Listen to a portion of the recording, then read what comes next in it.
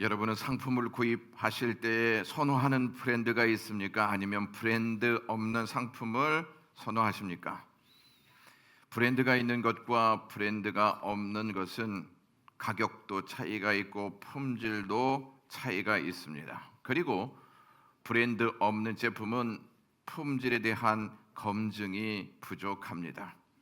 TV나 세탁기 그리고 컴퓨터 등의 가전제품과 차량, 옷과 액세서리를 구입할 때 선호하는 브랜드에 우리의 눈길이 가게 되어 있습니다. 특히 여성용 가방을 구입할 때 선호하는 브랜드가 아주 뚜렷합니다. 이처럼 세상은 브랜드 문화 속에 있습니다. 그러므로 우리에게 있어서 브랜드가 차지하는 비중이 매우 큽니다. 브랜드는 상품뿐만 아니라 기업과 지방자치제 그리고 나라도 문화 창출과 협업으로 브랜드화하고 있습니다. 브랜드는 가치를 대변합니다. 높은 가치를 인정받아야 주목을 받고 주목을 받아야 그에 따른 이익이 커집니다. 브랜드는 소비자의 관심과 소비에 따라 그 가치가 높아집니다.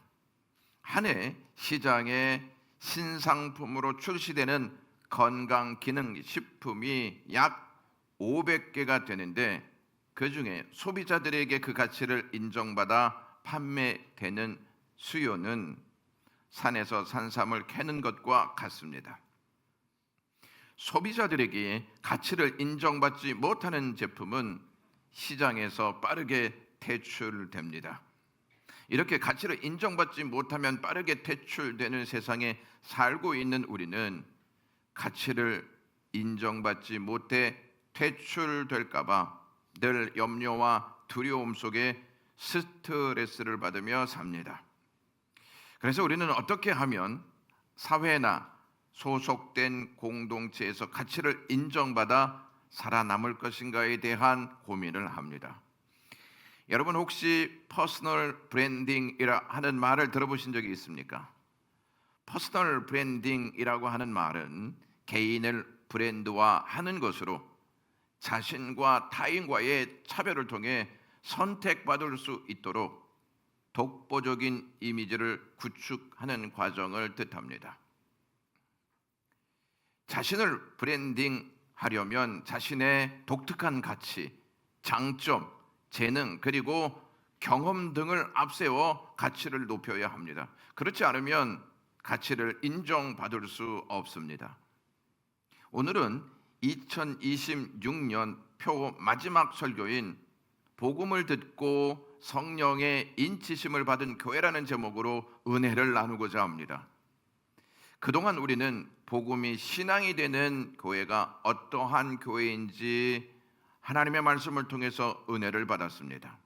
신앙이 복음이 되는 교회는 복음에 참여하는 교회입니다.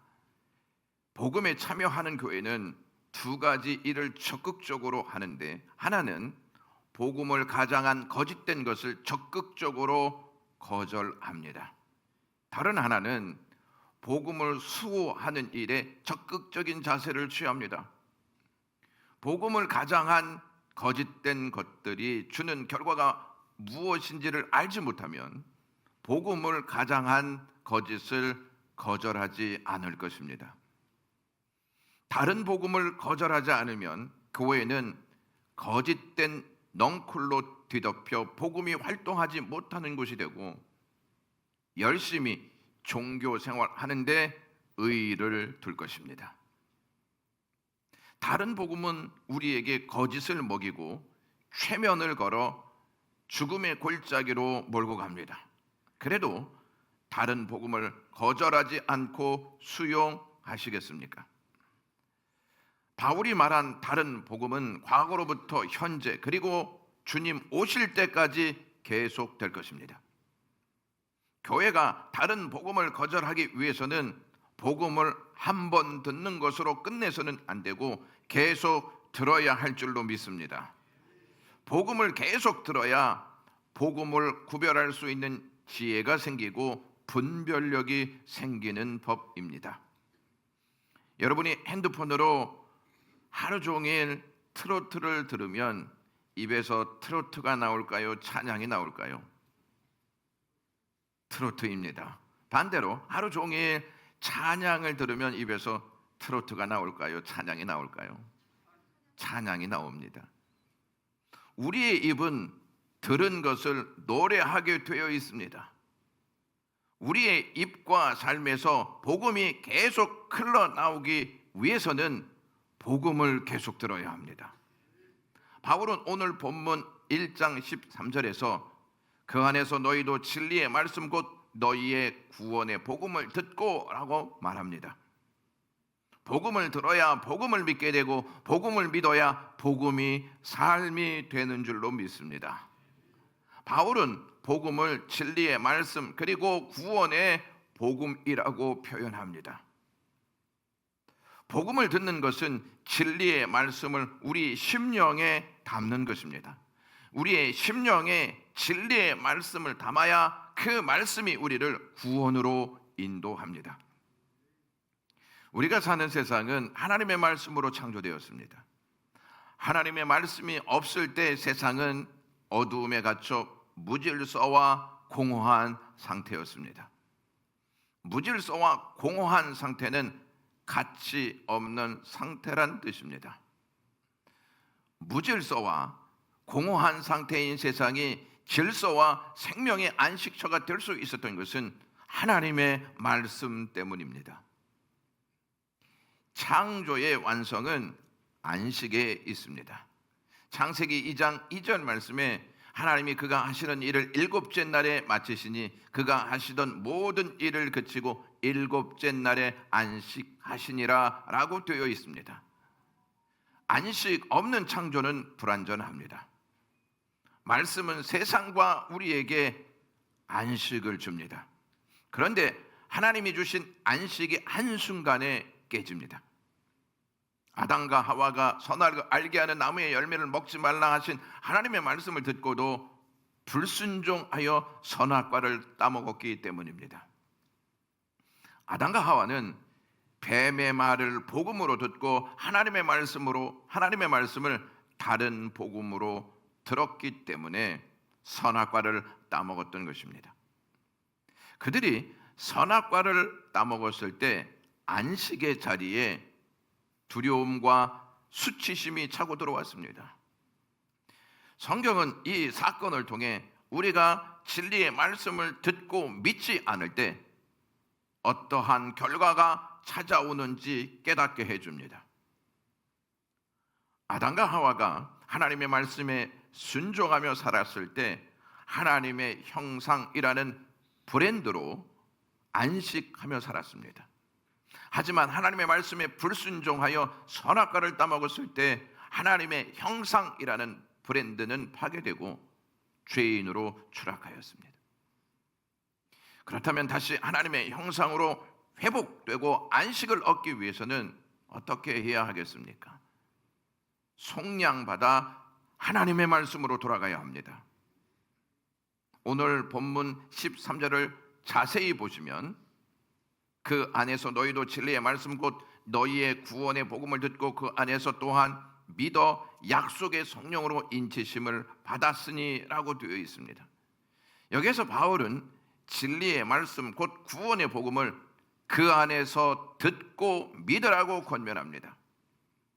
바울이 에베소서의 그리스도 안에서 또는 그 안에서라고 하는 핵심 어구를 13번이나 사용합니다. 바울은 왜 그 안에서를 강조하면서 진리의 말씀 곧 구원의 복음을 그 안에서 듣고 믿으라고 권면하고 있을까요? 예수 그리스도 밖에는 진리의 말씀도 구원의 복음도 없기 때문입니다. 예수 그리스도를 생각하지 않는 진리는 진리도 아니고 구원의 복음도 아닙니다. 예수님만이 진리이고 예수님만이 우리의 복음이기 때문에 그 안에서 진리의 말씀인 구원의 복음을 듣고 믿으라는 것입니다. 우리와 교회가 왜 예수님을 닮고 따라가야 합니까? 예수님이 진리이고 구원의 복음이시기 때문인 줄로 믿습니다. 바울은 복음은 구원의 복음으로 설명합니다. 구원 없는 복음은 복음이 아닙니다. 복음인 줄 알고 따라갔는데 구원이 없거나 구원이 아니라면 그것이 어떻게 복음이 될 수 있겠습니까? 오직 예수 그리스도만이 우리의 구원의 복음이 되십니다. 예수 그리스도는 우리의 죄를 십자가에서 해결해 주시고 부활하심으로 죽음의 문제까지 다 해결해 주셨기 때문입니다. 그러므로 우리는 그리스도 예수 안에서 그리스도께서 주시는 진리와 구원을 듣고 믿어야 하는 줄로 믿습니다. 영원한 가치는 진리와 구원이 결정됩니다. 진리가 없고 구원이 없는데 어떻게 같이 있을 수 있습니까? 거짓과 죄가 가득한 인생에 가치를 둘 필요가 있겠습니까?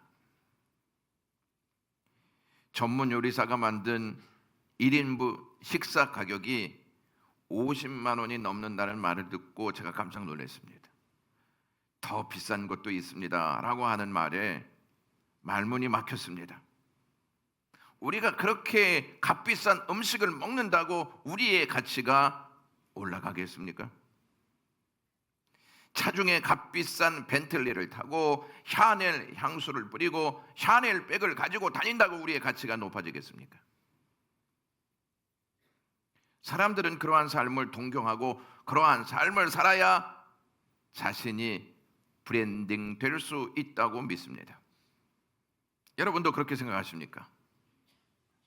사람들은 세상 기준에 따라 자신을 브랜딩하기 위해 자신을 채우고 자신을 보여주고 자신을 알리는 일에 수고를 아끼지 않습니다. 왜냐하면 세상은 전문 지식이 얼마나 채워져 있는지를 보고 그 지식으로 문제를 어떻게 해결하는지, 어떠한 능력으로 그 사람을 표현하고 있는지를 보고 평가합니다. 또한 그 지식을 어디에서 얼마나 배웠는지 확인하기 위해 학력도 보고 채운 지식과 능력으로 어떠한 공로를 세웠고 어떠한 업적을 세웠는지를 자세히 봅니다. 공로와 업적이 없으면 평가절하됩니다. 그래서 사람들은 수상 경력을 쌓기 위해 몸부림을 치고 있는 것입니다. 여기에 더해 리더십이 있고 외모가 출중하면 자신을 PR하는 금상첨화의 힘이 됩니다. 이런 세상 기준의 가치가 교회 안에서도 자리 잡고 있다는 사실을 아십니까? 교회 안에서 가치를 평가하는 기준이 세상의 위치와 신분, 신앙의 연수와 직분, 그리고 공로와 업적이 지대한 영향을 미치고 있습니다. 여기에 해당하지 않으면 큰 관심을 받지 못합니다. 우리는 세상 기준에 길들여져 있기 때문에 우리의 가치를 인정받지 못하면 우리 자신을 변변치 않은 존재로 여깁니다. 가치는 세상을 따르는 기준도 있지만 복음을 따르는 기준도 있습니다. 세상이 요구하는 것에 따라 결정되는 것이 세상 기준을 따르는 가치이고 복음을 따르는 기준은 예수 그리스도께서 이루신 행위를 믿고 의지할 때 결정됩니다. 세상을 따르는 가치 기준은 내 행위와 능력이 중심이 되고 복음을 따르는 가치 기준은 예수 그리스도의 행위와 은혜가 중심이 됩니다. 세상을 따르는 가치 기준은 사람들이 인정하는 것이고 복음을 따르는 가치 기준은 하나님이 인정하십니다. 여러분은 누가 인정하는 사람이 되고 싶습니까? 여러분은 가치 있는 존재라고 여기십니까? 아니면 변변치 않은 존재라고 여기십니까? 세상에는 우리보다 뛰어난 자들이 얼마나 많이 있는지 모릅니다. 그러나 예수 그리스도의 행위와 은혜로 살아가는 사람은 그리 많지 않습니다. 여러분, 희소 가치의 의미를 아십니까? 희소는 드물 희자에 적을 소자를 써서 수량적으로나 질적으로 부족한 상태를 의미합니다. 다이아몬드의 가치가 높은 것은 희소성 때문입니다. 다이아몬드를 원하는 사람은 많은데 그 수요가 부족하기 때문에 높은 가치를 인정받는 것입니다. 여러분은 여러분 자신을 브랜딩할 만한 특별한 재능이나 독특한 가치가 있습니까? 여러분의 가치를 결정하는 것이 있다면 여러분이 가지고 있는 재능이나 업적입니까? 여러분이 가지고 있는 학력과 물질입니까? 여러분의 외모와 건강이 여러분들의 가치를 결정한다고 생각하십니까? 그러한 것들을 많이 가지고 있으면 있을수록 세상에서 높은 가치를 인정받아 럭셔리한 브랜드로 평가받을 수도 있습니다. 브랜드 가치가 높은 사람은 삶을 적극적으로 담대하게 삽니다. 하지만 그렇지 못한 사람은 자신 없이 소극적으로 살아갑니다.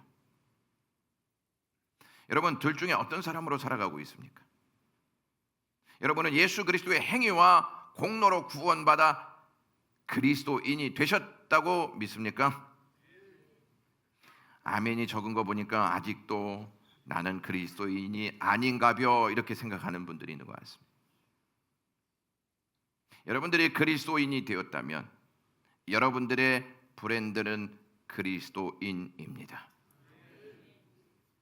그리스도인은 예수 그리스도의 기업으로 살아가는 존재입니다. 그래서 바울은 11절에 모든 일을 그의 뜻의 결정대로 일하시는 이의 계획을 따라 우리가 예정을 입어 그 안에서 기업이 되었으니 라고 말합니다. 저와 여러분들은 하나님의 기업입니다. 2026년 세계 브랜드 가치 순위가 발표되었습니다.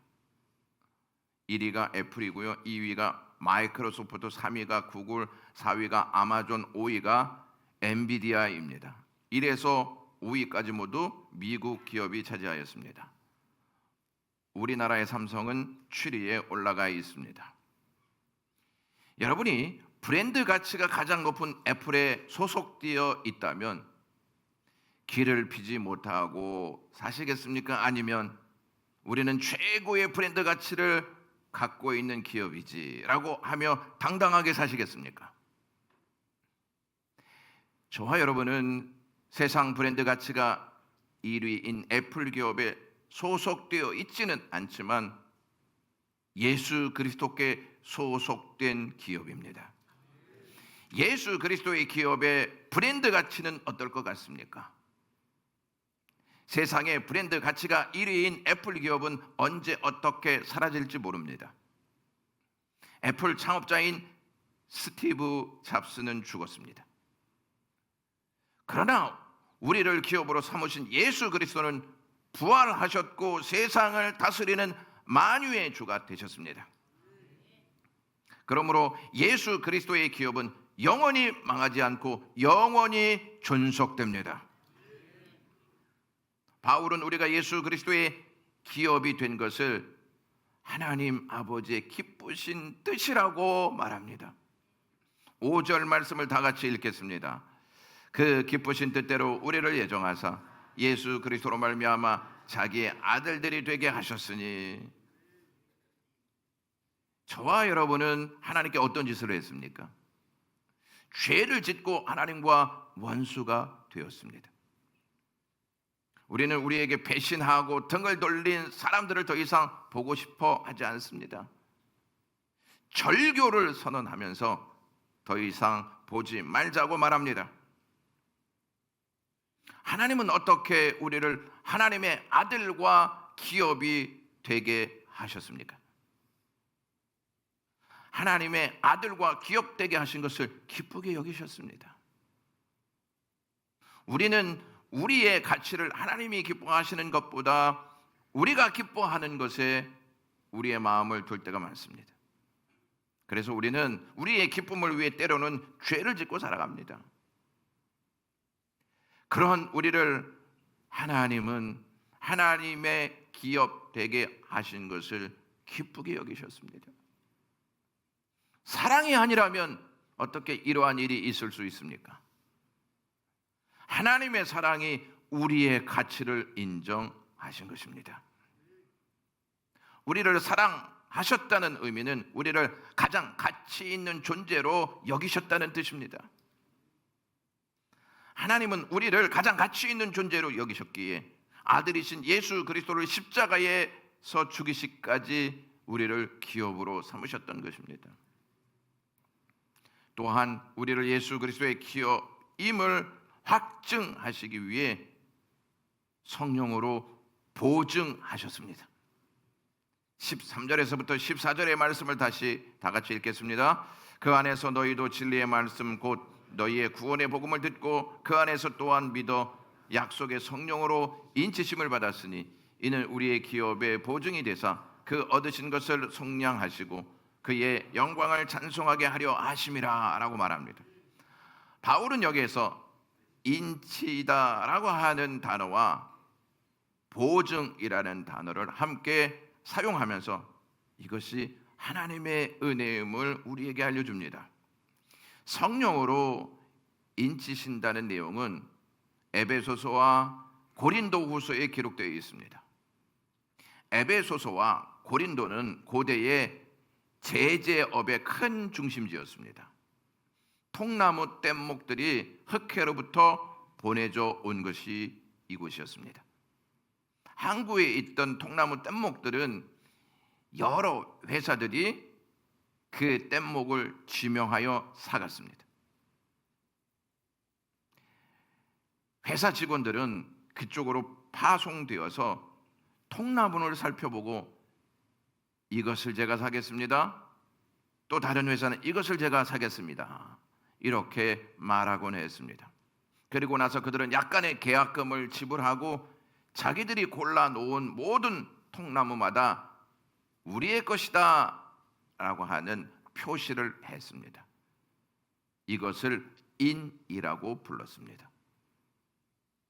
그 통나무들은 여러 주 동안 물 바깥으로 끌어내어지지 않았을지도 모릅니다. 그러다가 얼마간의 시간이 지나 물에서 끌어낼 때 잔금을 모두 지불하게 됩니다. 미국의 루즈벨트 대통령의 특별 보좌관이었던 헨리 호킨슨이라고 하는 사람이 있습니다. 1945년에 얄타 회담에 참석했던 사람이었습니다. 얄타 회담에는 세계 지도자였던 처칠, 루즈벨트, 그 다음에 스탈린이 참석하여 회의를 진행하였습니다. 허킨슨 씨는 자기 아들들에게 기념으로 주기 위해서 소련의 화폐인 1루블짜리 지폐에다가 세 지도자의 사인을 모두 받았습니다. 그 당시 1루블이 미국 돈으로 약 10달러의 가치였습니다. 그런데 1981년 이 1루블짜리 액면의 지폐가 미네소타 주에 있는 어떠한 사람에 의해서 5,000달러에 팔렸습니다.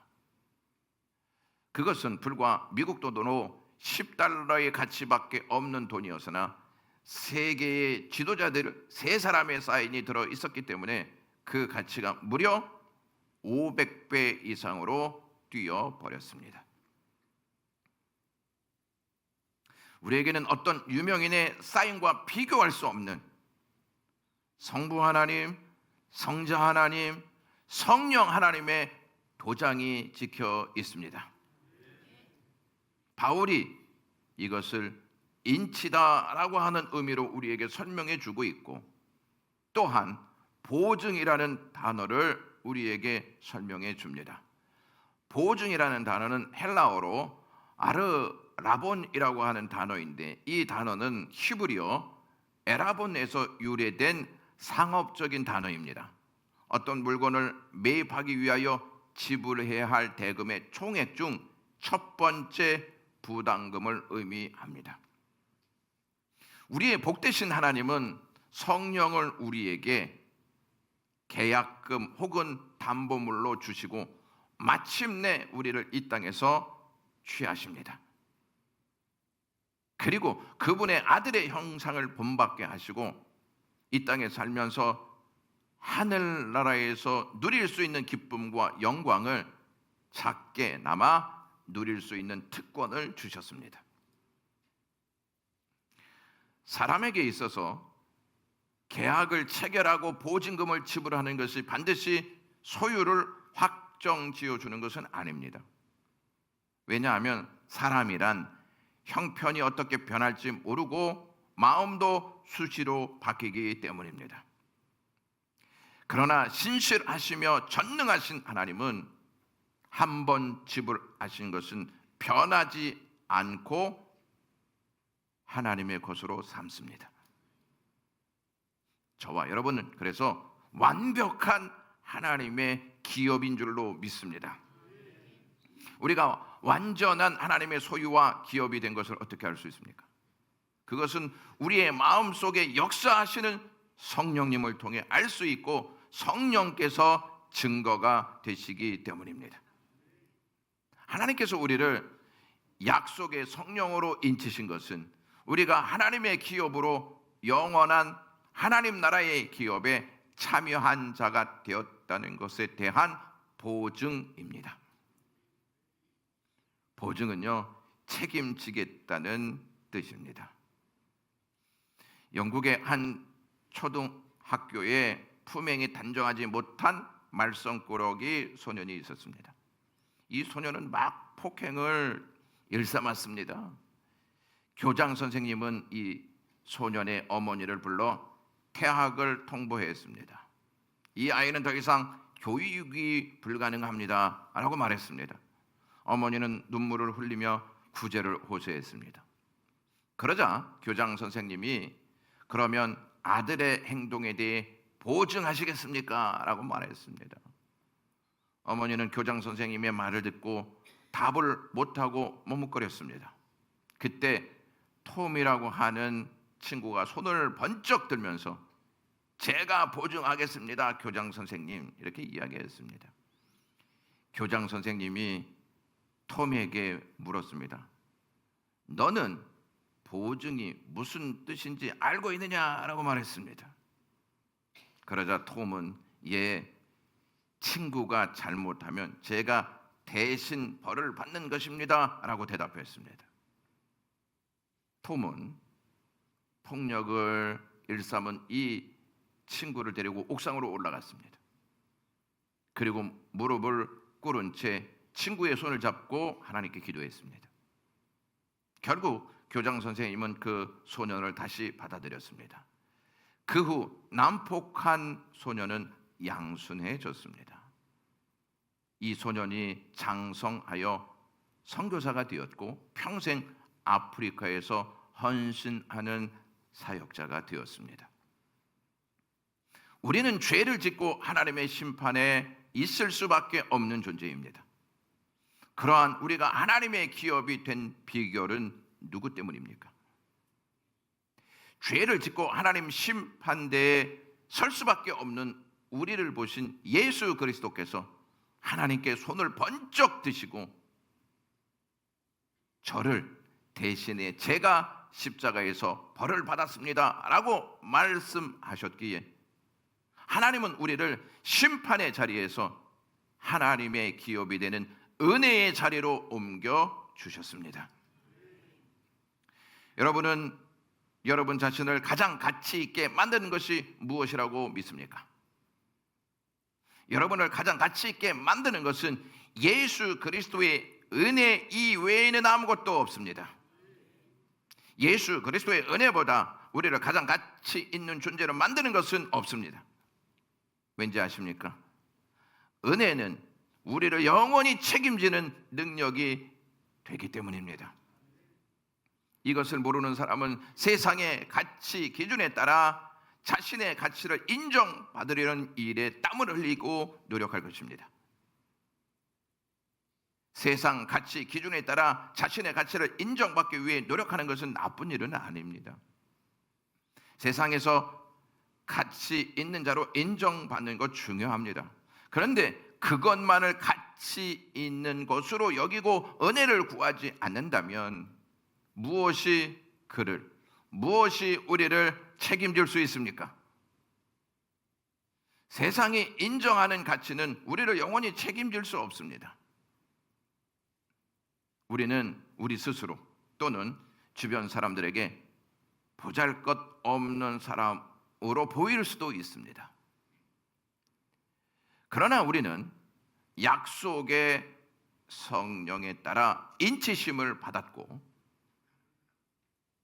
약속된 날이 되어 예수 그리스도께서 당신의 소유로 우리를 찾으실 것입니다. 예수님은 이 땅에 재림하시는 날 성령께서 인치신 모든 자들을 땅에서 취하여 새 하늘과 새 땅이라는 보금자리에 두실 것입니다. 에베소서 4장 30절 말씀을 다 같이 읽겠습니다. 하나님의 성령을 근심하게 하지 말라. 그 안에서 너희가 구원의 날까지 인치심을 받았느니라. 우리에게 성령이 임하시면요, 세상에서 줄 수 없는 그 기쁨을 맛보게 됩니다. 왜 성령이 임하시면 세상에서 맛볼 수 없는 기쁨, 한 번도 경험하지 못한 기쁨을 맛볼 수 있는지 아십니까? 성령께서 주시는 기쁨은 우리가 하나님의 기업이 되었다는 복된 소식을 가슴에 두고 깨닫고 확신시켜 주기 때문입니다. 그래서 성령이 주시는 기쁨은 세상이 줄 수 없는 기쁨인 것입니다. 여러분, 제가 5만 원짜리 지폐를 여러분들에게 드린다면 받으시겠습니까? 아니면은 받지 않으시겠습니까? 이재호 집사님만 받겠다고 지금 하시고 다른 분들은 돈이 많으니까 안 받겠습니다. 자, 그런데 제가 5만 원을 막 이렇게 구겨서 여러분들에게 드린다면 받으실 겁니까? 안 받으실 겁니까? 이제 좀 목소리가 커지기 시작했습니다. 그리고 이제 이 구겨진 5만 원 지폐를 땅에 딱 떨어뜨려서 제가 발로 밟고 여러분 이것을 받으시겠습니까? 하면 여러분 받으시겠습니까? 안 받으시겠습니까? 목사님 죽어도 받습니다. 그런데 죽으면 못 받습니다. 죽는데 어떻게 받습니까? 왜 구겨져도 받으시고 더러워져도 받습니까? 5만 원짜리 지폐는 항상 5만 원짜리의 가치가 있기 때문입니다.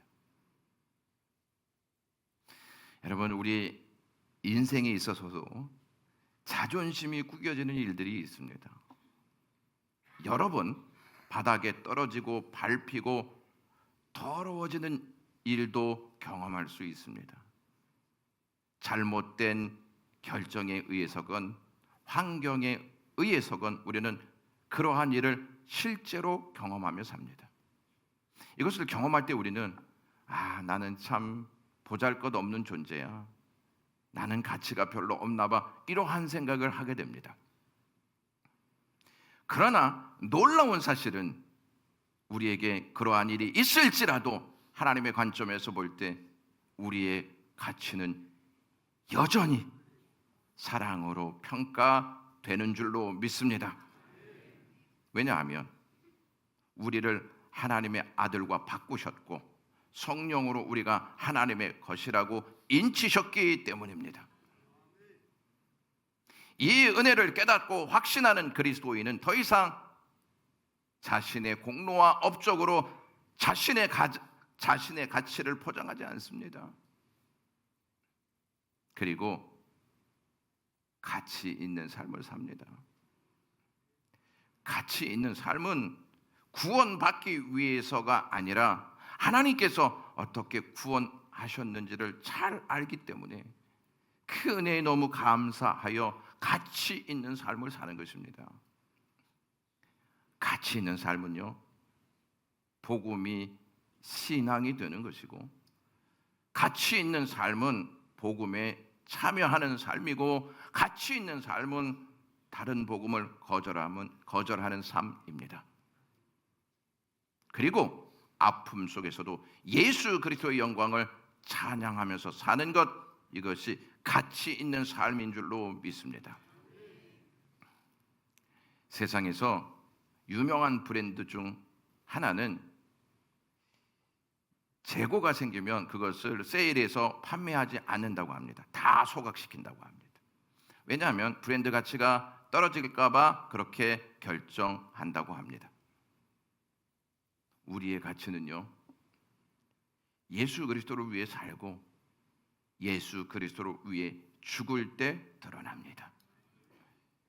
이 말의 의미는 진리와 복음으로 살고 진리와 복음을 위해 죽는다는 것입니다.